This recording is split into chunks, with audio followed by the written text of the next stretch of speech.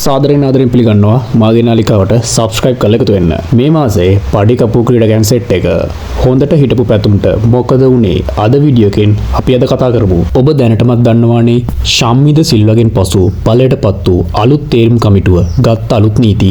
ඒකේ වැඩි විස්තර දැනගන්න ඕන නම් description එකේ තියෙනවා link එක ගිහින් බලන්න පුළුවන්. ඒවායින් එක් නීතියක් උනේ ක්‍රීඩකයන් දක්ෂතා දැක්වුවහොත් ඔවුන්ට බෝනස් මුදලක් ලෙස ඩොලර් දසදහසක මාසික වැටුපක්. ඒ කියන්නේ අද වටිනාකමින් ලක්ෂ 35කට ආසන්න ගණනක් ඒ ක්‍රීඩකයෙකුට හිමි වෙනවා. නමුත් ඒකේ අනිත් පැත්ත තමයි ක්‍රීඩකයන් දක්ෂතා දක්වන්න බැරි වුණොත් කොහොමත් තරග පරාජය වෙනවා. එතකොට පරාජය වෙන සෑම තරගයකදීම තමාට ලැබෙන මුදලින් 50%ක් අහිමි වෙනවා. ඒ කියන්නේ ඩොලර් දසදහසක් ලැබෙන ක්‍රීඩකයෙකුට හිමිවන්නේ ඩොලර්ස් 5000ක් වගේ මුදලක්. මේකත් අවුරුද්දක කොන්ත්‍රාත්තුවක් ඇතුළත පමණයි. හැබැයි ක්‍රීඩකයන්ට ඇති ප්‍රබලම අවාසිය තමයි දිගින් දිගටම අසමත් වුණොත් මාසිකව ලැබෙන මුදලවත් ලැබෙන්නේ නැතිව වසරක කොන්ත්‍රාත්තුවෙන් ඉවත් වීමට සිදුවන බව.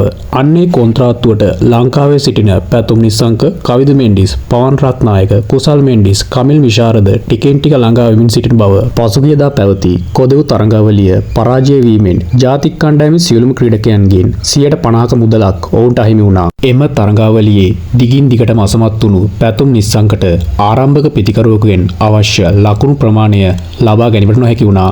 මේ දිනවල එස්.පිටියේද ඔහු අසමත්.